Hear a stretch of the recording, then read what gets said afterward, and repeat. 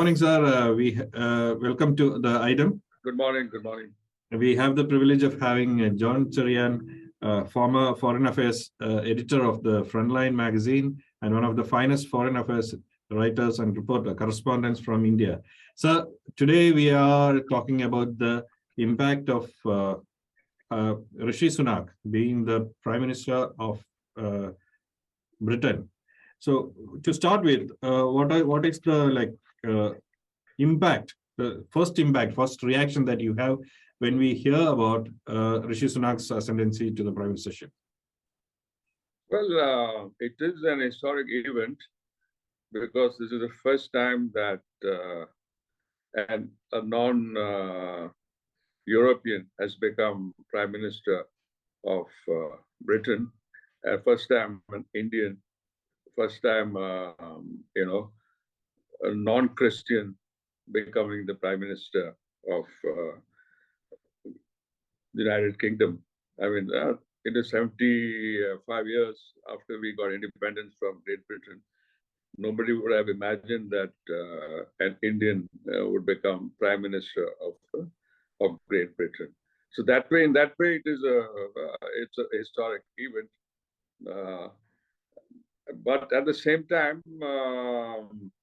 one should not forget that Mr. Sunak is a dyed-in-the-wool Thatcherite.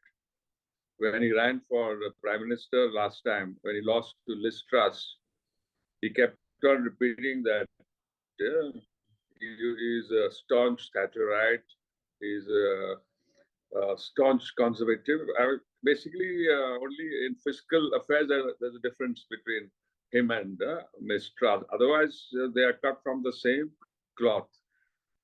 Yeah. So, and the very fact that this time he won without even anybody standing against him is also speaks volumes about his star quality, his ability to win support from the conservatives. If the vote would have gone to the grassroots level like it went last time, it would have been more difficult for him to get the Prime Minister's post.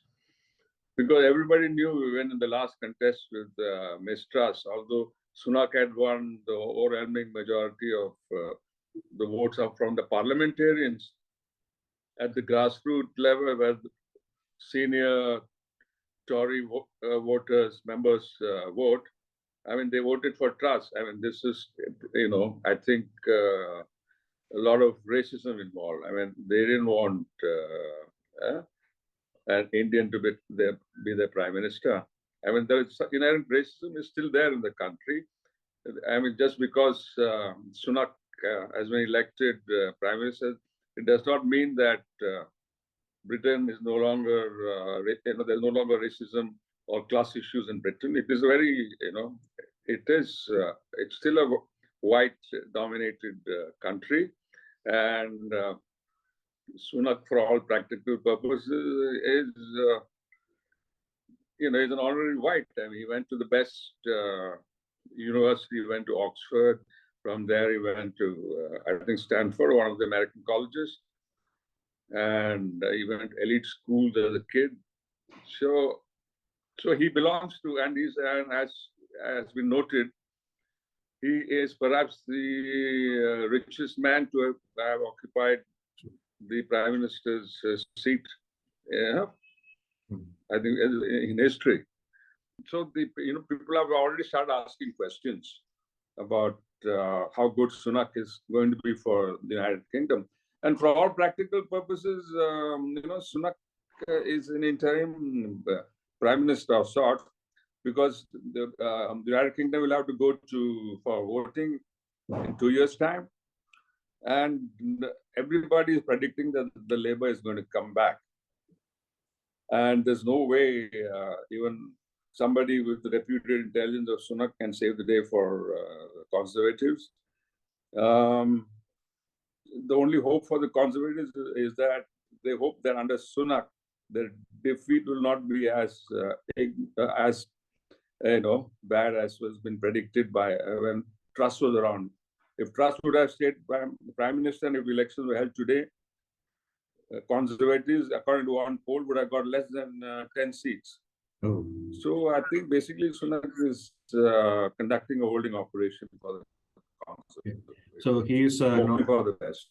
He's more of a night watchman. He's more of he's more. I mean, but the Conservatives knew that, that's why they united behind him, because another leadership contest would have made them. They're already the laughing stock in the United Kingdom. They would have become a bigger laughing stock if there was a contest again.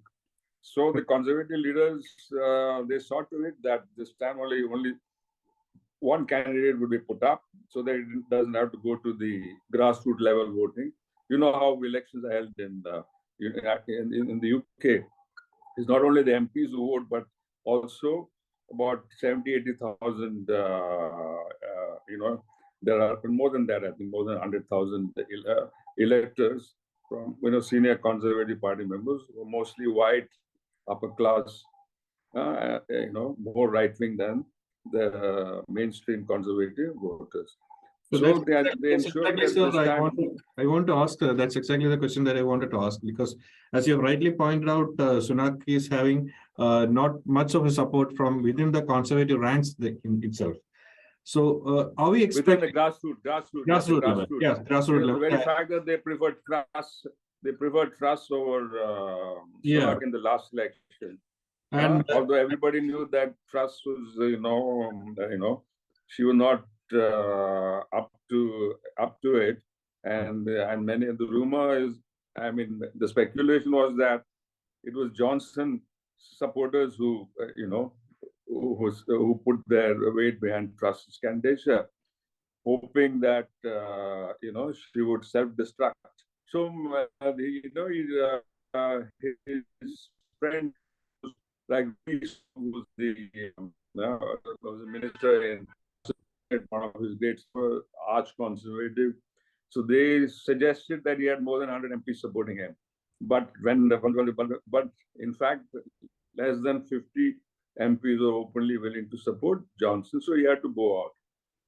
So, the Conservatives knew that Sunak was the only. Yes, sir. Sorry to interrupt. The question that I wanted to ask is, at the grassroots level, are we witnessing a massive swing to the right wing because of the candidature of Sunak? No, the grassroots level, no. Grassroots level, Johnson, some conservatives wanted to get Johnson back because he was responsible in the last election for the first time. He succeeded in breaking the so-called red wall, which is a Labour bastion. With those seats in the red wall in the working class areas of Britain, they used to vote for Labour for last 60, 70 years. But Johnson, he promised a lot of things. He said he's going to bring development to those areas. And so he managed to break the red wall. And that's one reason why Labour fared so badly in the last elections, despite Labour being led by a left-wing leader. So, in the by-elections we held in the last couple of months in the UK, even in the red wall areas, the support has reverted back to Labour. Conservatives have lost their are losing the hold on the area within 3 years. And so some of the conservatives hope that if Johnson would come back, then maybe the red the red wall would be come back to them. But that was sort of the wishful thinking. Now you see in fact the grassroots conservatives, yes, they are turning right, but most of England, most of Britain, most of the UK are turning towards the Labour Party. The Labour Party, of course, is not the left-wing party now under Starmer, the new Labour leader. It is more like Tony Blair's Labour Party. It's also a centre-right party.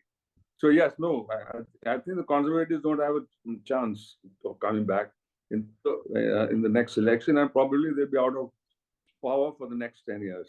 So as you have like it happened in the yeah, as you have pointed out, the mandate as of now for Rishi Sunak is to hold the ground till the next elections and bring down the impact of the defeat, probably because the Labour is expected to come back with a massive mandate.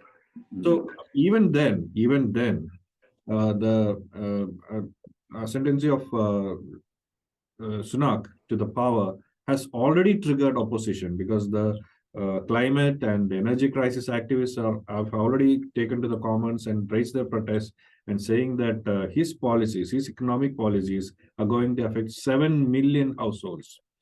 So definitely the winter yes, is that's what I said. winter is coming. That, How harsh is this winter going to be? He's always, yeah. Tell me, yeah. Continue. Yeah. No. I said So, that the winter is coming, and how harsh this winter is going to be for Sunak and Britain.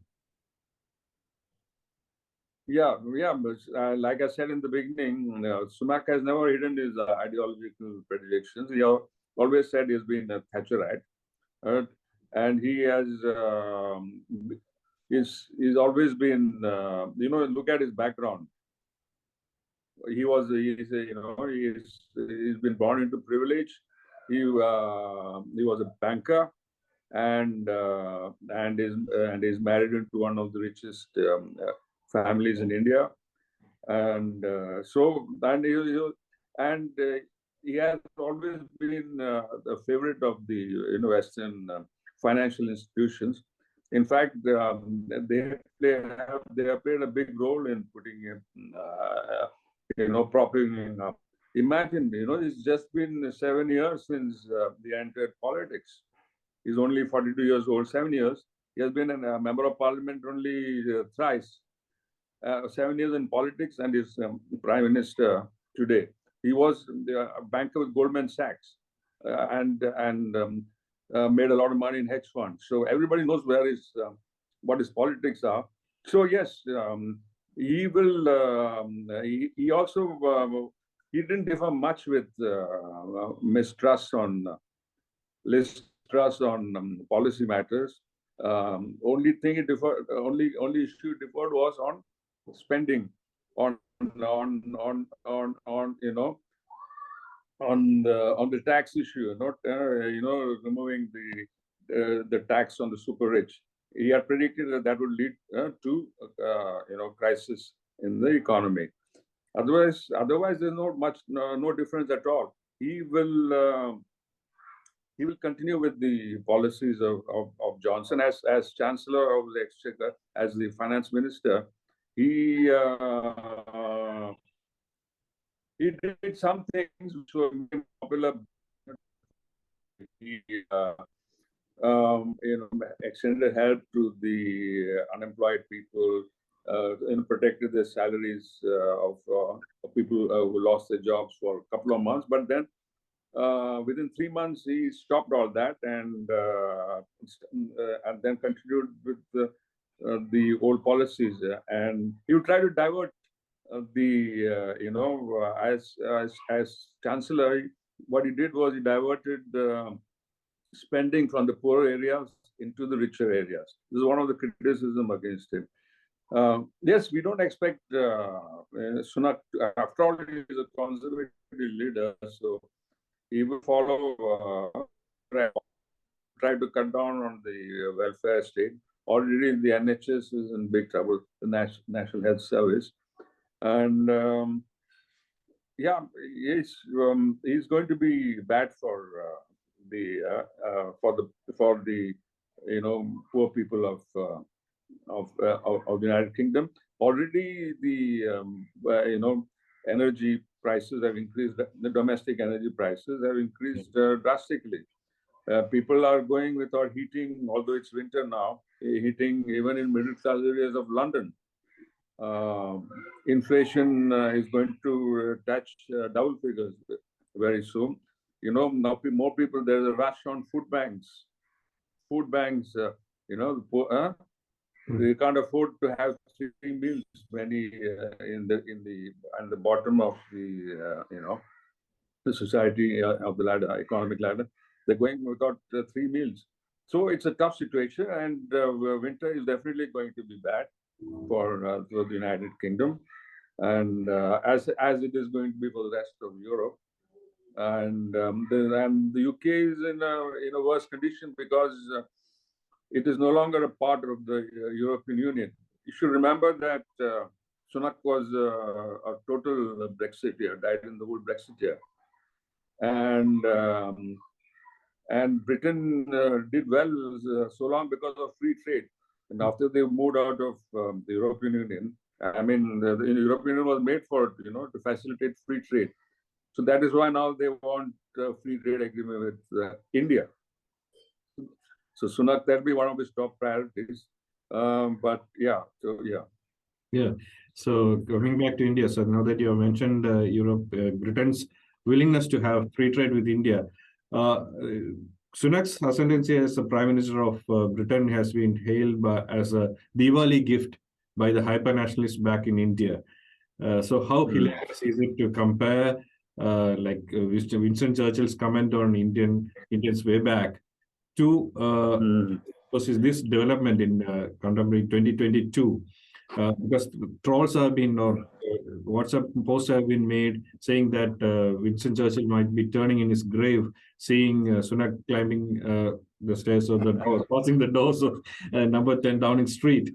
So that is very hilarious in the sense that as we have just now mentioned, Sunak is as British as any other British, or he is a Thatcherite and he followed exactly the same thing. So what is going to be the impact of this such a portrayal of celebrating the Indianness of Sunak? I think they are going over the top here, the Indian nationalists. I think Sunak, of course, he celebrated Diwali, lit lamps. He's a practicing Hindu. But Britain is a Christian country now that is prime minister. I think, in fact, I think he'll keep Britain's national interest. That will be his priority. But I think it could even, as prime minister, Sunak will have to, take a stand on issues, especially on human rights issues in India, and we see closely, the stand he takes on, the human rights violation in India. For instance, the Modi government has, stopped funding for Oxfam, which is, one of the UK's leading, aid organization. And remember that UK has a strong Muslim, population, and also Sikh diaspora there, and they'll be watching closely what Sunak does. So that brings but Sunak is Sunak is is for that's the question. Like Leicester has a couple of months back, he witnessed a very exactly the communal especially Leicester being having a reputation of model for coercion that has caused a nasty communal riot between the Hindu and the Muslims. With a non-Christian prime minister who celebrates his Hinduism, and with actually the Britain rule practice is that the prime minister advises the king on ecclesiastical things. So this is a monumental thing. This is a major transition from there, where a non-Christian, non-European, non-white prime minister is there when a place like Leicester is having a communal tension between Hindus and Muslims. So what is going to be the long-term? So he'll have to take a very, he'll have to stay above the fray. He can't only side with India or with Hindus on issue. Yes, he'll be able to tread a very tricky path, especially on human rights issues. what's happening in Kashmir. Then the Sikhs there are also very vociferous. Yeah, but then one should not forget that Sunak, like Miss Truss, and even like the Boris Johnson, is Sunak, in fact, has said that he considers Islamic threat as one of the grave dangers United Kingdom poses. He is a great friend, like Johnson and Truss, of Israel. Before Truss was supposed to resign, she said that, I am a great friend of Israel. And so, yeah, so basically they are right wing. I mean, they will, like Biden in America, this government will give India, a wide berth, because they need India more than India needs them at this juncture. Because the enemy is the strategic rival is China for them, and on China, India is with them. So they are willing to, cast a blind eye on what India is doing as far as human rights and civil liberties issues are concerned. Yeah, but he will. Yeah, so people will be watching his attitude, especially on how he negotiates a free trade agreement with India. Yeah, so India is expected to get along very well with Rishi Sunak as the Prime Minister of Britain. Yeah, that's a hope. Yeah, but the Indian Prime Minister, the Conservatives have been getting along well with the BJP. See, in the last elections, the BJP actually, their overseas wing, actually campaigned for Johnson and the Conservatives. A lot of Hindu Indian votes went to Conservative. Anyway, the Hindu Indians there are, comparatively more prosperous than their Muslim compatriots, and they have been, veering towards the Conservatives. You look at the cabinet of Johnson's cabinet. I don't know what Rishi's cabinet is going to be. You know what Rishi is called, by the way? He's called Rishi. The tabloids call him Rishi Rish. Okay. Like that. Yeah. Anyway. Yeah. So yeah. So yeah. So what was I saying? Like that. how we are supposed to, we are expected to get along very well with each other, India and Britain. Yeah, so the Conservatives and the BJP have a special. The Labour Party among its ranks, there are a lot of people who raise up the issue of Kashmir and human rights.